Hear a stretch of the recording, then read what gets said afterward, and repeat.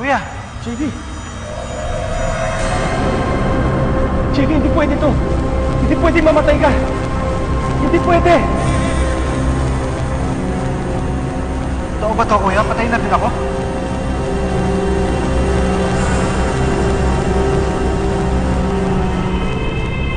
JB, kailangan mo bumalik sa katawan mo. Kailangan ka nila, Des. Ikaw ang kailangan nila ngayon. Hindi ko alam paano, kuya. Hindi ko alam, pero kailangan bumalik, JB. Kailangan bumalik sa katawan mo. Kuya, hindi ko alam kung paano. Ano nangyayari? JB!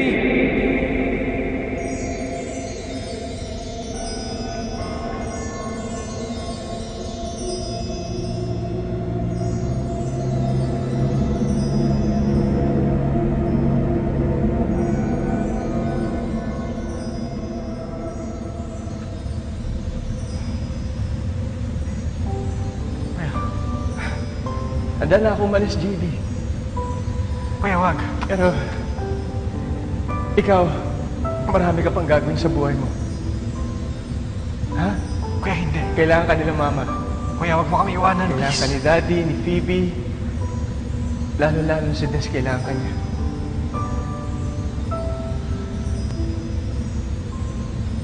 Kuya, wag ka umalis, please. Wag mo kami iwan. Tol, magkikita tayo ulit.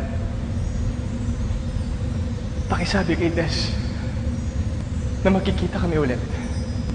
Na mahal ko siya. Kuya, wag. Hihintayin ko siya. Sa ngayon, JB, ikaw na munang bahala sa kanya, ha? Eh, wag ka umalis. Huwag mo kami iwanan, kuya. Kuya!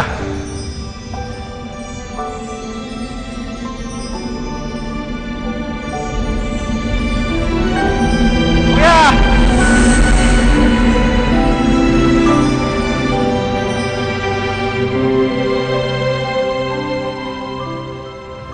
Salamat, kuya. Tama ka. Kailangan nila ako.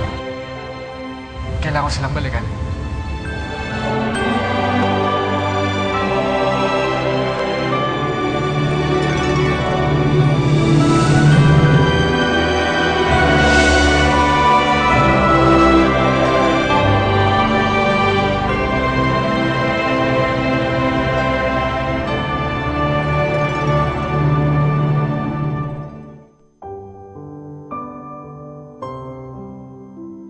Naoperahan na si JB.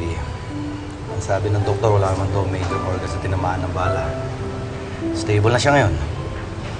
Mabuti naman at lahat tayo, wala na tayo sa panganib.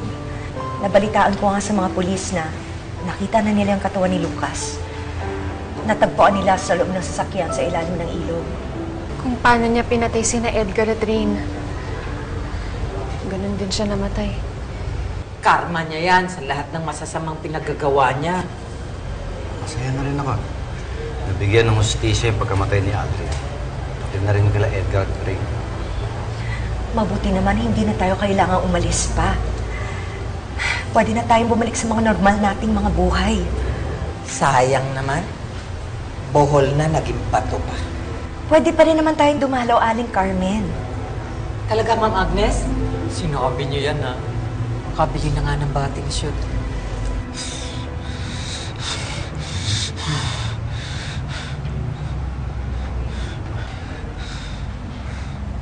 JV, huwag kang mag-alala. Dito lang ako.